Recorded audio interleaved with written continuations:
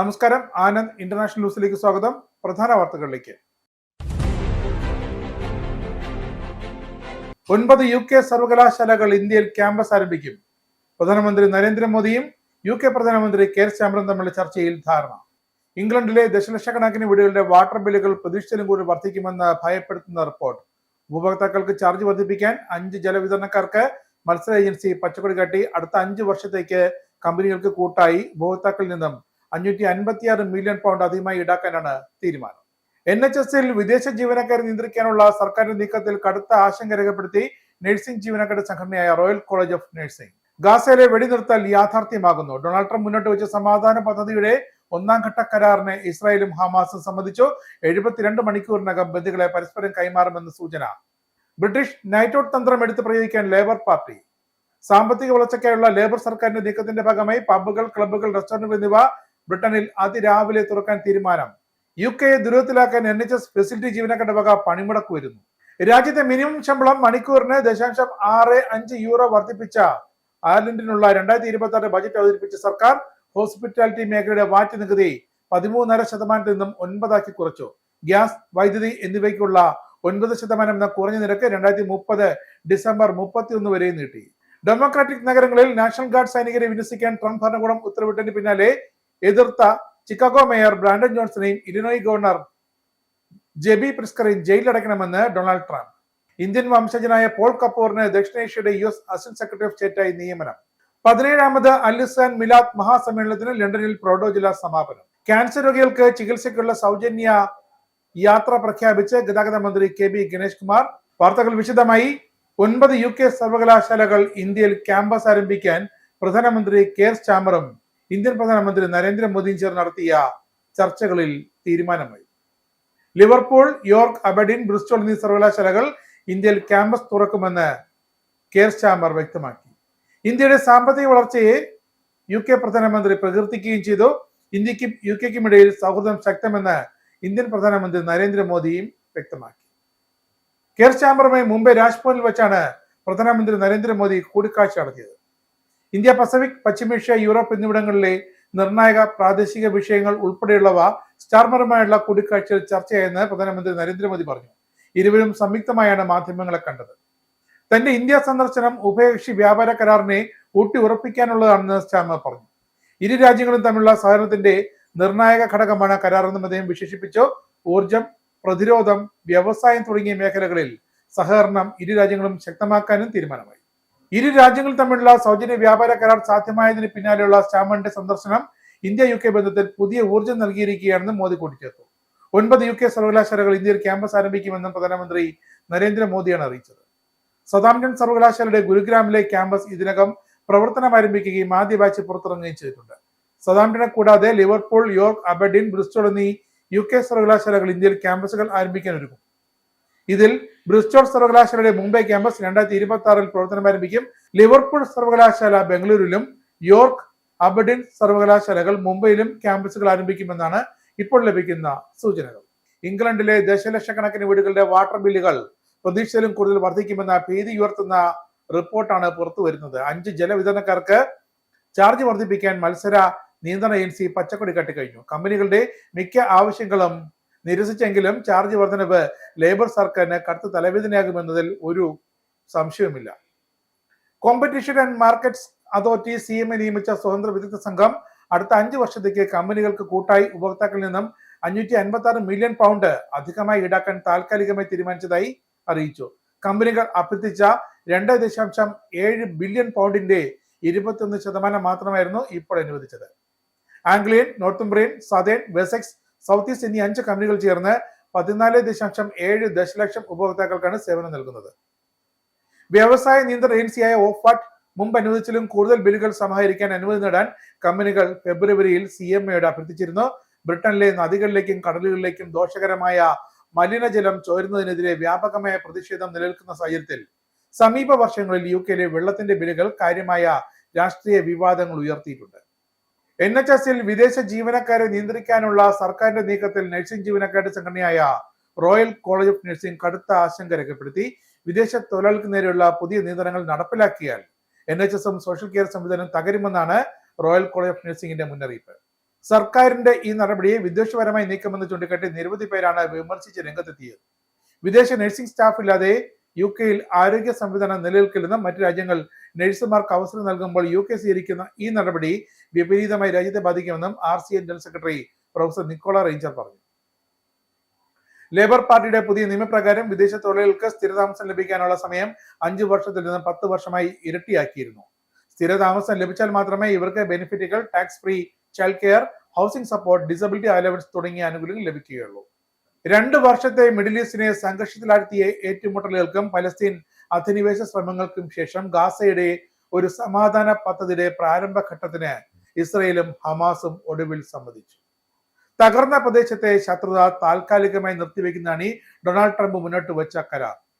ഗാസയിൽ തടവിലാക്കപ്പെട്ട എല്ലാ ബന്ദികളെയും ഉടൻ മോചിപ്പിക്കുമെന്നും ശക്തവും ഈടുനിൽക്കുന്നതും ശാശ്വതവുമായ സമാധാനം എന്നതിലേക്കുള്ള ആദ്യ പടിയായി ഇസ്രായേലി സൈന്യത്തെ ഒരു യോജിച്ച രേഖയിലേക്ക് പിൻവലിക്കുമെന്നും ഡൊണാൾഡ് ട്രംപ് തന്റെ ട്രൂത്ത് സോഷ്യൽ നെറ്റ്വർക്കിൽ കുറിച്ചു.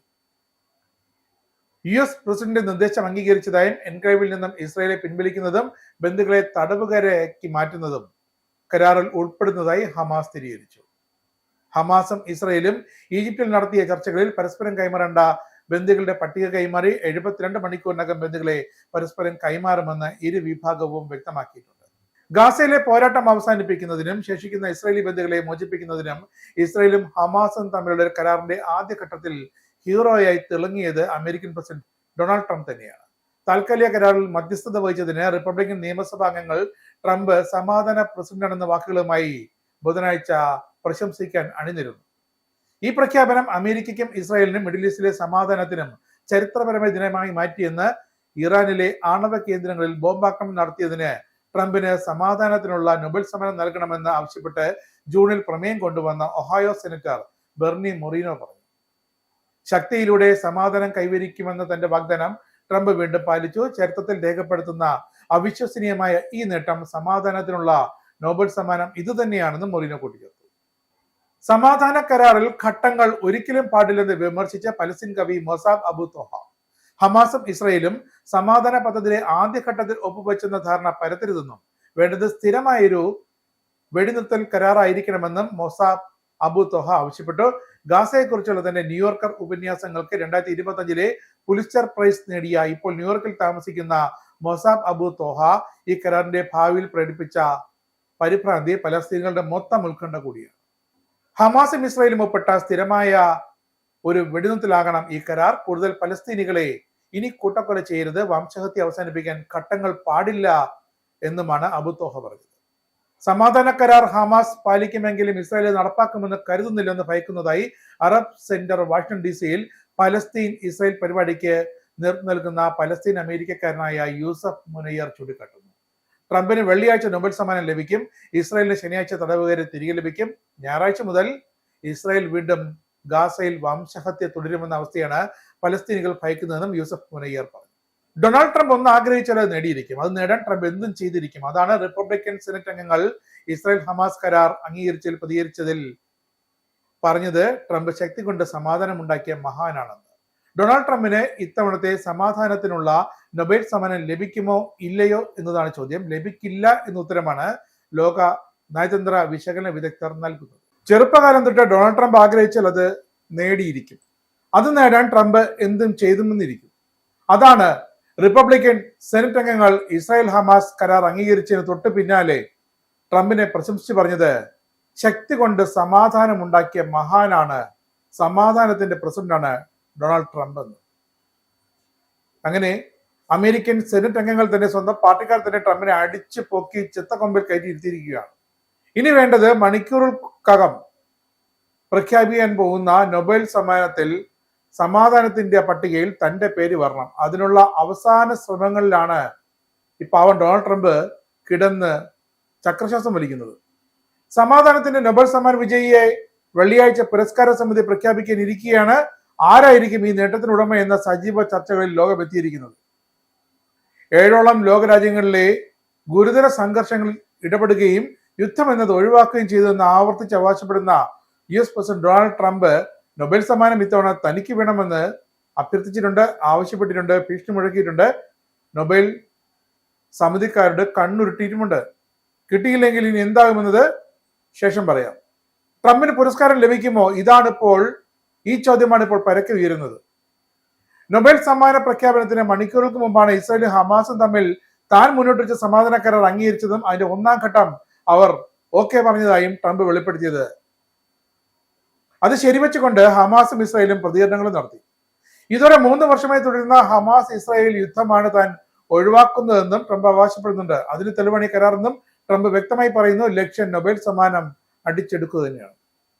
അതുകൊണ്ട് തന്നെ ട്രംപ് സമാധാന പ്രസിഡന്റ് എന്ന വാക്കുകളുമായി ബുധനാഴ്ച ട്രംപിനെ പ്രശംസിക്കാൻ മത്സരമായിരുന്നു റിപ്പബ്ലിക്കൻ സെനറ്റ് അംഗങ്ങൾ. ഈ പ്രഖ്യാപനം അമേരിക്കയ്ക്കും ഇസ്രായേലിനും മിഡിൽ ഈസ്റ്റിലെ സമാധാനത്തിനും ചരിത്രപരമായ ദിനമാക്കി മാറ്റിയത് ഡൊണാൾഡ് ട്രംപ് ആണെന്നും ഇറാനിലെ ആണവ കേന്ദ്രങ്ങളിൽ ലോക സുരക്ഷയ്ക്ക് വേണ്ടി ബോംബാക്രമണം നടത്തിയതിന് ട്രംപിന് സമാധാനത്തിനുള്ള നൊബേൽ സമ്മാനം നൽകണമെന്നുമാണ് ജൂണിൽ ഇതേ ആവശ്യം ഉന്നയിച്ച് പ്രമേയം അവതരിപ്പിച്ച ഒഹായോ സെനറ്റർ ബെർണി മൊറീനോ പറഞ്ഞത്. ആവർത്തിക്കുകയാണ് അദ്ദേഹം. ഇറാനിലെ ആണവ കേന്ദ്രങ്ങളിലും ജനവാസ കേന്ദ്രങ്ങളിലുമൊക്കെ ആണവ കേന്ദ്രങ്ങളിൽ ബോംബിംഗ് നടത്തിയ ട്രംപിന് നൊബേൽ സമ്മാനം സമാധാനത്തിന് തന്നെ നൽകണമെന്ന്. ട്രംപ് മാത്രമല്ല പട്ടികയിലുള്ളത്. ഫ്രാൻസിസ് മാർപ്പാപ്പ, ഇമ്രാൻഖാൻ, എലോൺ മസ്ക്, അൻവർ ഇബ്രാഹിം ഇവരൊക്കെ ഇത്തവണത്തെ നൊബേൽ സമ്മാന ജേതാക്കളാകാൻ സാധ്യതയുള്ള പട്ടികയിലുണ്ടെന്നാണ് അഭ്യൂഹങ്ങൾ. ഡിസംബർ 10 നോർവേയുടെ തലസ്ഥാനമായ ഓസ്ലോയിൽ വച്ചാകും നൊബേൽ സമ്മാനങ്ങൾ പ്രഖ്യാപിക്കുക. ഡൊണാൾഡ് ട്രംപ് ഈ സമ്മാനം നേടാൻ സാധ്യതയില്ലെന്നാണ് പക്ഷേ ലോകത്ത് ഒരു വിഭാഗം വിദഗ്ധർ വിശകലനം ചെയ്യുന്നത്. ലോകത്ത് നിലനിൽക്കുന്ന സംഘർഷങ്ങളുടെ പശ്ചാത്തലത്തിൽ സമ്മാനം ആർക്കെന്നെതിരെ ആകാംക്ഷയാണ്. ഇത്തവണത്തെ സമാധാന സമ്മേളനം, ഉക്രൈൻ റഷ്യ യുദ്ധം, ഇസ്രായേൽ ഇറാൻ തമ്മിൽ യുദ്ധം, ഗാസയിലെ ഇസ്രായേലിന്റെ ആക്രമണം, ഇന്ത്യൻ പാകിസ്ഥാൻ തമ്മിലുള്ള മിസൈൽ ഡ്രോൺ ആക്രമണങ്ങൾ, തായ്ലൻഡ് കംബോഡിയ അതിർത്തിയിലെ സംഘർഷങ്ങൾ ഇവയെല്ലാം ലോകം നേരിടുന്ന പ്രശ്നങ്ങളാണ്. 2024 ലോകത്തെ സംഘർഷങ്ങളുടെയും യുദ്ധങ്ങളുടെയും കാര്യത്തിൽ വലിയൊരു വർധനവാണ് രേഖപ്പെടുത്തിയത്. ട്രംപ് നൊബേൽ സമ്മാനം നേടാൻ എന്തായാലും ഇത്തവണ സാധ്യതയില്ലെന്നാണ് അന്താരാഷ്ട്ര കാര്യങ്ങളിൽ വിദഗ്ധനായ സ്വീഡിഷ് പ്രൊഫസർ പീറ്റർ വാലൻസ്റ്റീൻ പറയുന്നത്. വെറുമൊരു പ്രൊഫസറല്ല അദ്ദേഹം. വളരെ വ്യക്തമായ വിശകലനങ്ങൾ ഇതിനു മുമ്പ് നടത്തിയിട്ടുണ്ട്. ട്രംപ് പലപ്പോഴും താൻ പല ആഗോള പ്രശ്നങ്ങളും പരിഹരിച്ചതായി അവകാശപ്പെട്ടിട്ടുണ്ടെങ്കിലും ഈ വർഷം ട്രംപിന് നൊബേൽ സമ്മാനം നേടാനുള്ള ഒരു സ്കോപ്പും ഇല്ലെന്നാണ് പീറ്റർ വാലൻസ്റ്റീൻ പറയുന്നത്. വേണമെങ്കിൽ അടുത്ത വർഷം അദ്ദേഹത്തിന്റെ സംഭാവനകളെ മുൻനിർത്തി ചർച്ചകൾക്ക് ശേഷം ഒരു സമ്മാനം ലഭിച്ചേക്കാൻ, നൊബേൽ സമ്മാനമായിരിക്കാം അത്. പക്ഷെ ഇത്തവണ ഇല്ല, ഒരിക്കലും ഇല്ലെന്നാണ് പീറ്റർ പറയുന്നത്. ഈ വർഷം നൊബേൽ സമ്മാനത്തിനായി ആകെ 338 വ്യക്തികളും സംഘടനകളും നാമനിർദ്ദേശം ചെയ്തിട്ടുണ്ട്. അത് സമാധാനത്തിന് മാത്രമാണ്. ഈ ലിസ്റ്റ് 50 വർഷത്തേക്ക് രഹസ്യമായി സൂക്ഷിക്കുന്നില്ല. അതിൽ ആരുടെയും പേര് പുറത്തു വരില്ല.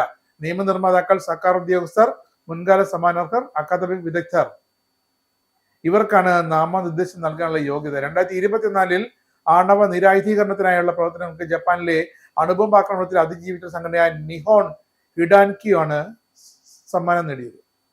ഈ വർഷം സുഡാനിലെ എമർജൻസി റെസ്പോൺസ് റൂംസ് യുദ്ധത്തിലും ഭക്ഷ്യക്ഷാമത്തിലും അകപ്പെട്ട സാധാരണക്കാരെ സഹായിക്കാൻ ജീവൻ പണയം വയ്ക്കുന്ന സന്നദ്ധ പ്രവർത്തകരുടെ ശൃംഖല അവർക്ക് അവാർഡിന് അർഹതയുണ്ടെന്നാണ് വ്യക്തമായ വിവരം. പിന്നെ റഷ്യൻ പ്രതിപക്ഷ നേതാവ് അലക്സി നവാൽനിയുടെ ഭാര്യ യൂലിയ നവാൽനിയ തിരഞ്ഞെടുപ്പ് നിരീക്ഷണം നടത്തുന്നതിലൂടെ അറിയപ്പെടുന്ന സംഘടനയായ office for Democratic institutions and human rights ഇവയൊക്കെയാണ് ഇത്തവണ സമാധാനത്തിലുള്ള നൊബേൽ സമ്മാനം നേടിയെടുക്കാൻ സാധ്യതയുണ്ടെന്ന് ഡൊണാൾഡ് ട്രംപിനും മുകളിലായി വിദഗ്ധർ പ്രതീക്ഷയോടെ കാത്തിരിക്കുന്ന സംഘടനകളും വ്യക്തികളും. ഈ വർഷം പക്ഷേ വിവാദങ്ങളൊന്നും ഉണ്ടാക്കാത്ത ഒരു സ്ഥാനാർത്ഥിയാകും തിരഞ്ഞെടുക്കുക എന്നാണ് നോർവീജിയൻ ഇൻസ്റ്റിറ്റ്യൂട്ട് ഓഫ് ഇന്റർനാഷണൽ അഫയേഴ്സിന്റെ വിലയിരുത്തൽ. മനുഷ്യാവകാശങ്ങൾ, ജനാധിപത്യം, പത്രസ്വാതന്ത്ര്യം, സ്ത്രീകൾ എന്നിവയുമായി ബന്ധപ്പെട്ട സമാധാന ആശയങ്ങളുമായി മുന്നോട്ട് പോകുന്നവർക്ക് പരിഗണന ഉണ്ടാകുമെന്നാണ് ഇൻസ്റ്റിറ്റ്യൂഷൻ നൽകുന്ന സൂചന. ട്രംപിനെ പോലുള്ള നേതാക്കൾ വെല്ലുവിളിക്കുന്ന ഒരു ആഗോള ക്രമത്തെ പിന്തുണയ്ക്കാൻ ഈ വർഷത്തെ സമാധാന സമ്മാന കമ്മിറ്റി അത് മുതലെടുത്തേക്കാം എന്നും ചിലർ സൂചിപ്പിക്കുന്നുണ്ട്. UN secretary general Antonio Guterres ട്രംപിനെ വെല്ലുവിളിച്ച വ്യക്തിയാണ്. ട്രംപ് വെല്ലുവിളിച്ചു, തിരിച്ചും വെല്ലുവിളിച്ചു. UNHCR, UNRWA ഇതെല്ലാം അന്താരാഷ്ട്ര UN സംഘടനകളാണ്. പലസ്തീൻ ദുരിതാശ്വാസ ഏജൻസിയാണ് UNRWA. ഇവയാണ് ഇത്തരം സാധ്യതകൾ ഉൾപ്പെടുന്ന മറ്റു ചില പേരുകൾ.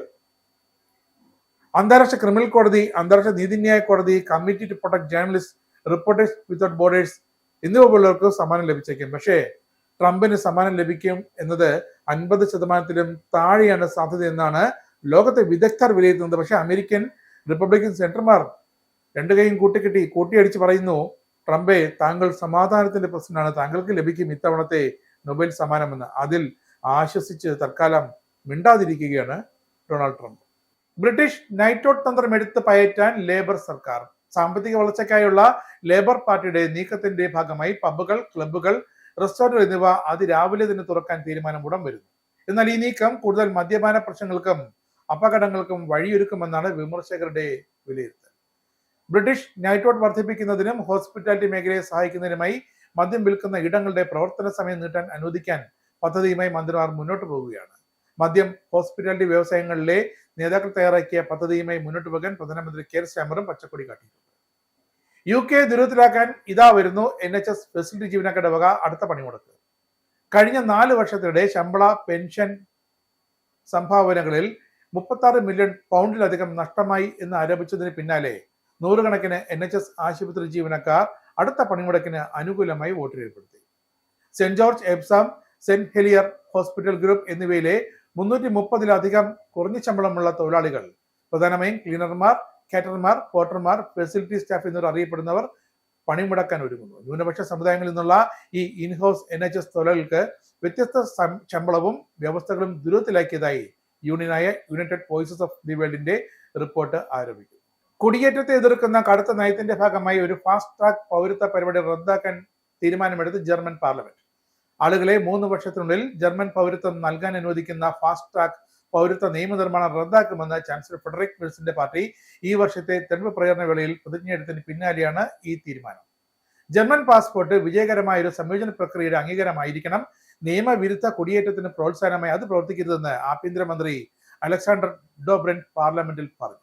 അടിസ്ഥാന വികസനത്തിന് ഊന്നൽ നൽകിയും മിനിമം ശമ്പളത്തിൽ വർധനവ് പ്രഖ്യാപിച്ചും ആലൻഡിന്റെ 2026 ബജറ്റ് അവതരിപ്പിച്ച ധനമന്ത്രി പാസ്കൽ ഡോണഹോവും പൊതുധന വിനിയോഗ മന്ത്രി ജാക്ക് ചേംബേഴ്സും വിവേകപൂർണമായ ബജറ്റ് എന്ന് സർക്കാർ വിശേഷിപ്പിച്ചപ്പോൾ നിരാശാജനകമെന്ന് പ്രധാന പ്രതിപക്ഷമായ സിന ഫെയിൻ അടക്കമുള്ളവർ പ്രതികരിച്ചു. ധനവിനിയോഗം 9.4 ബില്യൺ യൂറോയ്ക്ക് ഉയർത്തുമെന്ന് സർക്കാർ പ്രഖ്യാപിച്ചു. ഇതിൽ 8.1 ബില്യൺ പൊതുകാര്യങ്ങൾക്കും 1.3 ബില്യൺ ടാക്സ് ഇളവുകൾക്കുമാണ്. 2026 അയർലൻഡിലെ പ്രധാന ബജറ്റ് പ്രഖ്യാപനങ്ങൾ ഇവയാണ്. തൊഴിലാളികളുടെ പേഴ്സണൽ ഇൻകം ടാക്സ് നിരക്കിൽ മാറ്റമില്ല. രാജ്യത്തെ മിനിമം ശമ്പളം മണിക്കൂറിന് 0.65 യൂറോ വർദ്ധിപ്പിച്ച് 14.15 യൂറോ ആക്കി. ഇത് ജനുവരി മുതൽ പ്രാബല്യത്തിൽ വരും.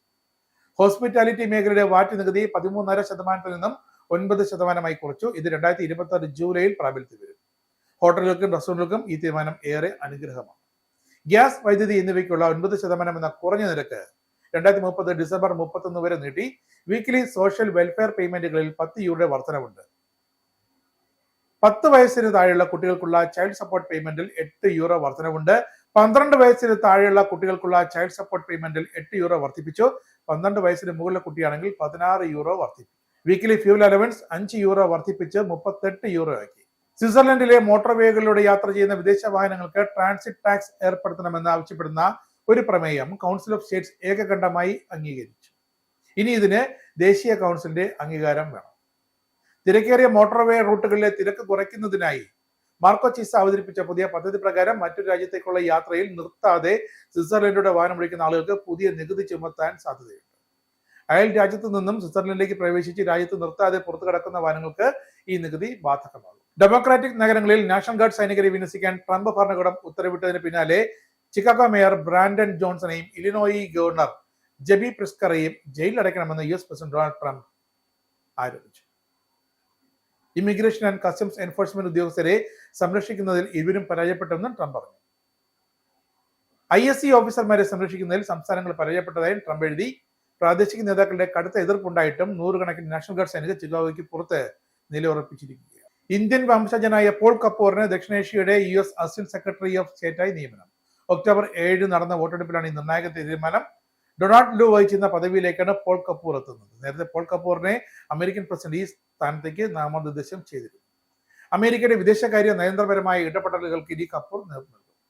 ഇന്ത്യ, പാകിസ്ഥാൻ, ബംഗ്ലാദേശ്, അഫ്ഗാനിസ്ഥാൻ തുടങ്ങിയ രാജ്യങ്ങളുമായുള്ള അമേരിക്കൻ ബന്ധങ്ങളിൽ നിർണായക തീരുമാനങ്ങളും ആദ്യ ഇടപെടൽ നടത്തുക ദക്ഷിണേഷ്യയുടെ US assistant secretary of states Paul Kapur ആയിരിക്കും. ഇനി 2 പതിറ്റാണ്ടോളമായി ബ്രിട്ടനിലെ വിശ്വാസി സമൂഹത്തിന് ആത്മീയമായ സാംസ്കാരിക, വൈജ്ഞാനിക സേവന മേഖലകളിൽ നേതൃത്വം നൽകുന്ന അൽ-ഇഹ്സാൻ UK സംഘടിപ്പിച്ച 17ാമത് മിലാദ് മഹാസമ്മേളനത്തിന് ഉജ്ജ്വല പരിസമാപ്തി.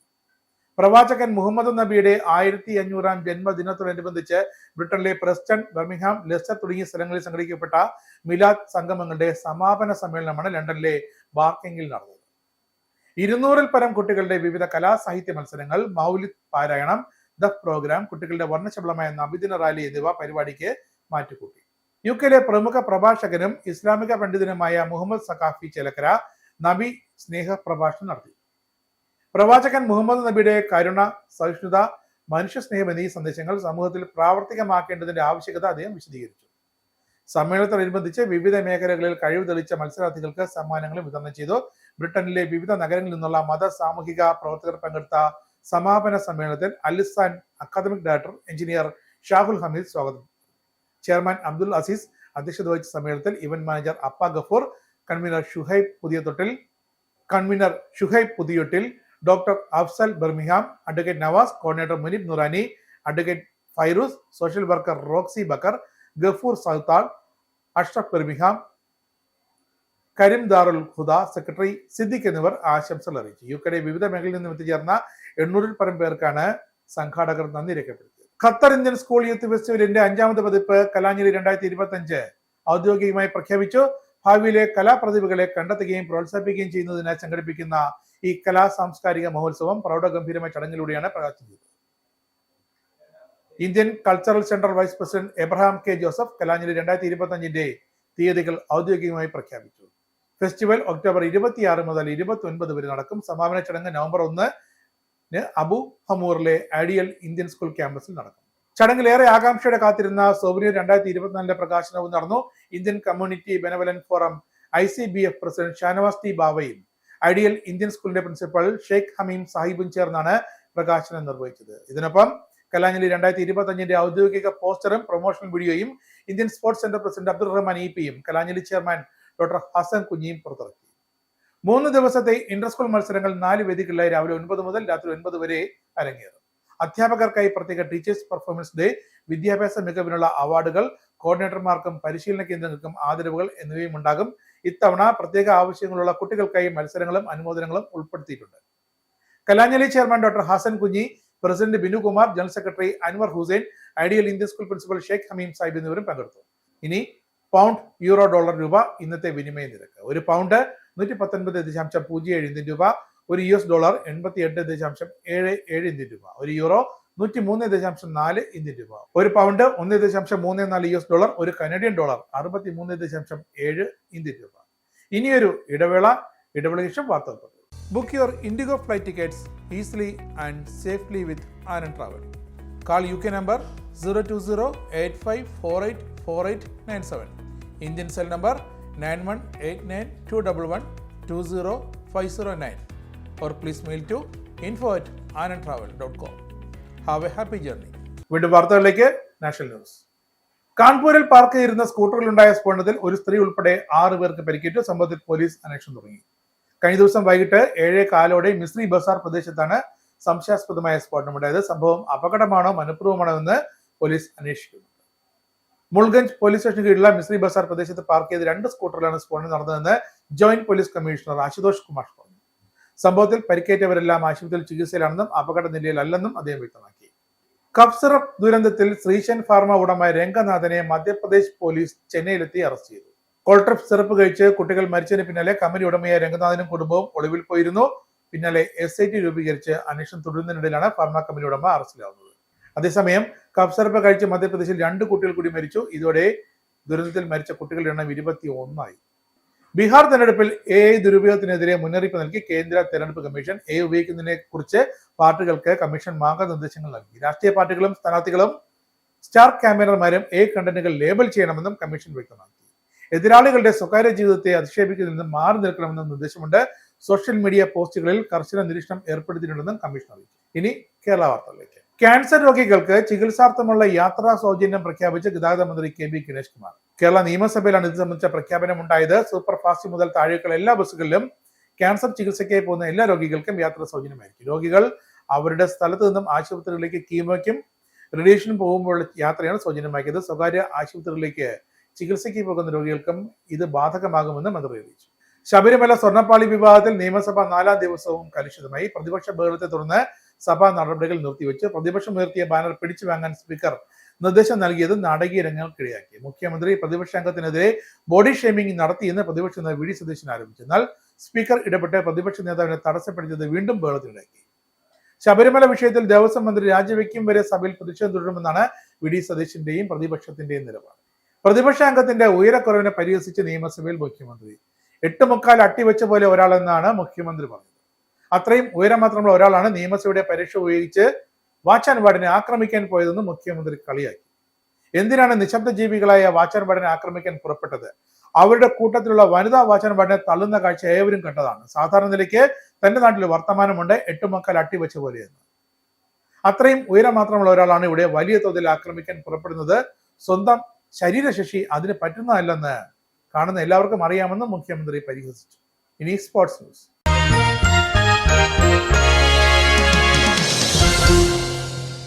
വനിതാ ലോകകപ്പിൽ തകർപ്പൻ ജയവുമായി ഓസ്ട്രേലിയ. ബുധനാഴ്ച നടന്ന മത്സരത്തിൽ പാകിസ്ഥാനെ 107 റൺസിന് ഓസീസ് കീഴടക്കി. ഓസീസ് ഉയർത്തിയ 222 റൺസ് വിജയലക്ഷ്യവുമായി ബാറ്റെത്തിയ പാകിസ്ഥാൻ 114 റൺസിന് ഔട്ടായി. ഓസ്ട്രേലിയക്കായി ബെത്ത് മുണി സെഞ്ചുറിയുടെ തിളങ്ങി. മറുപടി ബാറ്റിംഗിന് ഇറങ്ങിയ പാകിസ്ഥാന്റെ തുടക്കം തകർച്ചയോടെയായിരുന്നു. ഓസീസ് ബൗളിംഗിന് മുന്നിൽ പാക് ബാറ്റിംഗ് നിര തകർന്നടിഞ്ഞു. 31 റൺസിനിടെ ടീമിന് 5 വിക്കറ്റ് നഷ്ടമായി. സിദ്ര അമീൻ മാത്രമാണ് അല്പമെങ്കിലും പൊരുതി നിന്നത്. ക്യാപ്റ്റൻ ഫാത്തിമ സന 11 റൺസ് എടുത്ത് പുറത്തായി. ക്യാപ്റ്റനും പുറത്തായതോടെ പാകിസ്ഥാൻ അക്ഷരാർത്ഥത്തിൽ പ്രതിരോധത്തിലായി. മൊഹാലിയിൽ നടന്ന ദേശീയ സീനിയർ വനിതാ 2020 ചാമ്പ്യൻഷിപ്പിൽ കേരളത്തിന് തോൽവി.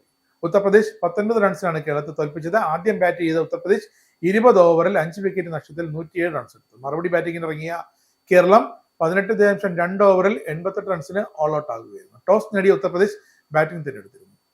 ഓപ്പണർമാരായ സമ്പദ ദീക്ഷിത് 15, മുസ്കാൻ മാലിക് 5 റൺസ് എടുത്തു. തുടർന്നെത്തിയ ക്യാപ്റ്റൻ സൊനാലി സിംഗാണ് ഉത്തർപ്രദേശിനെ കരകയറ്റിയത്. 22 റൺസ് എടുത്ത സൊനാലിയെ സലോർണി ദങ്കോരിയാണ് പുറത്താക്കിയത്. തുടർന്ന് 5ാം വിക്കറ്റിൽ നിഷു ചൗധരിക്കൊപ്പം ഒത്തുചേർന്ന അഞ്ജലി സിംഗിന്റെ പ്രകടനമാണ് ഉത്തർപ്രദേശിന്റെ സ്കോർ 107ലേക്ക് എത്തിച്ചത്. മറുപടി ബാറ്റിംഗിന് ഇറങ്ങിയ കേരളത്തിനായി 35 റൺസ് എടുത്ത ദൃശ്യ ഐവി മാത്രമാണ് ഭേദപ്പെട്ട ബാറ്റിംഗ് കാഴ്ചവെച്ചത്. ക്യാപ്റ്റൻ സജന സജീവൻ 12ഉം ആശ 10 റൺസ് നേടി. ബാക്കിയുള്ളവർക്ക് 2 അക്കം പോലും കടക്കാനായില്ല. ഉത്തർപ്രദേശിന് വേണ്ടി സോനം യാദവ് 3ഉം അർച്ചന ദേവി, അഞ്ജലി സിംഗ് എന്നിവർ 2 വിക്കറ്റ് വീതം വീഴ്ത്തി. പ്രധാന വാർത്തകൾ ഒരിക്കൽ കൂടി. 9 UK സർവകലാശാലകൾ ഇന്ത്യയിൽ ക്യാമ്പസ് ആരംഭിക്കും. പ്രധാനമന്ത്രി നരേന്ദ്രമോദിയും UK പ്രധാനമന്ത്രി കെയർ സ്റ്റാമറും തമ്മിലുള്ള ചർച്ചയിൽ ധാരണ. ഇംഗ്ലണ്ടിലെ ദശലക്ഷക്കണക്കിന് വീടുകളുടെ വാട്ടർ ബില്ലുകൾ പ്രതീക്ഷിച്ചതിലും കൂടി വർദ്ധിക്കുമെന്ന് ഭയപ്പെടുത്തുന്ന റിപ്പോർട്ട്. ഉപഭോക്താക്കൾക്ക് ചാർജ് വർദ്ധിപ്പിക്കാൻ 5 ജലവിതരണക്കാർക്ക് മത്സര ഏജൻസി പച്ചക്കൊടി കാട്ടി. അടുത്ത 5 വർഷത്തേക്ക് കമ്പനികൾക്ക് കൂട്ടായി ഉപഭോക്താക്കളിൽ നിന്നും 556 മില്യൺ പൗണ്ട് അധികമായി ഈടാക്കാനാണ് തീരുമാനം. NHSൽ വിദേശ ജീവനക്കാരെ നിയന്ത്രിക്കാനുള്ള സർക്കാരിന്റെ നീക്കത്തിൽ കടുത്ത ആശങ്ക രേഖപ്പെടുത്തി നഴ്സിംഗ് ജീവനക്കാരുടെ സംഘടനയായ റോയൽ കോളേജ് ഓഫ് നഴ്സിംഗ്. ഗാസയിലെ വെടിനിർത്തൽ യാഥാർത്ഥ്യമാകുന്നു. ഡൊണാൾഡ് ട്രംപ് മുന്നോട്ട് വെച്ച സമാധാന പദ്ധതിയുടെ 1ാം ഘട്ട കരാറിന് ഇസ്രായേലും ഹമാസും സമ്മതിച്ചു. 72 മണിക്കൂറിനകം ബന്ദികളെ പരസ്പരം കൈമാറുമെന്ന് സൂചന. ബ്രിട്ടീഷ് നൈറ്റ് ഔട്ട് തന്ത്രം എടുത്ത് പ്രയോഗിക്കാൻ ലേബർ പാർട്ടി. സാമ്പത്തിക വളർച്ചയ്ക്കായുള്ള ലേബർ സർക്കാരിന്റെ നീക്കത്തിന്റെ ഭാഗമായി പബ്ബുകൾ, ക്ലബ്ബുകൾ, റെസ്റ്റോറന്റുകൾ എന്നിവ ബ്രിട്ടനിൽ അതിരാവിലെ തുറക്കാൻ തീരുമാനം. UKയെ ദുരിതത്തിലാക്കാൻ NHS ഫെസിലിറ്റി ജീവനക്കാരുടെ വക പണിമുടക്ക് വരുന്നു. രാജ്യത്തെ മിനിമം ശമ്പളം മണിക്കൂറിന് 0.65 യൂറോ വർദ്ധിപ്പിച്ച അയർലൻഡിനുള്ള 2026 ബജറ്റ് അവതരിപ്പിച്ച സർക്കാർ ഹോസ്പിറ്റാലിറ്റി മേഖലയുടെ വാറ്റ് നികുതി 13.5% നിന്നും 9% കുറച്ചു. ഗ്യാസ്, വൈദ്യുതി എന്നിവയ്ക്കുള്ള 9% എന്ന കുറഞ്ഞ നിരക്ക് 2030 ഡിസംബർ 31 വരെ നീട്ടി. ഡെമോക്രാറ്റിക് നഗരങ്ങളിൽ നാഷണൽ ഗാർഡ് സൈനികരെ വിന്യസിക്കാൻ ട്രംപ് ഭരണകൂടം ഉത്തരവിട്ടതിന് പിന്നാലെ എതിർത്ത ചിക്കാഗോ മേയർ ബ്രാൻഡൻ ജോൺസണെയും ഇലിനോയ് ഗവർണർ ജെബി പ്രിസ്കറെയും ജയിലിലടയ്ക്കണമെന്ന് ഡൊണാൾഡ് ട്രംപ്. ഇന്ത്യൻ വംശജനായ പോൾ കപൂറിന് ദക്ഷിണേഷ്യയുടെ US അസിസ്റ്റന്റ് സെക്രട്ടറി ഓഫ് സ്റ്റേറ്റായി നിയമനം. 17ാമത് അൽ-ലിസാൻ മിലാദ് മഹാസമ്മേളനത്തിന് ലണ്ടനിൽ പ്രൗഢ ജില്ലാ സമാപനം. ക്യാൻസർ രോഗികൾക്ക് ചികിത്സയ്ക്കുള്ള സൗജന്യ യാത്ര പ്രഖ്യാപിച്ച് ഗതാഗത മന്ത്രി KB ഗണേഷ് കുമാർ. ഈ ബുള്ളറ്റിൻ സമാപിക്കുന്നു. നമസ്കാരം.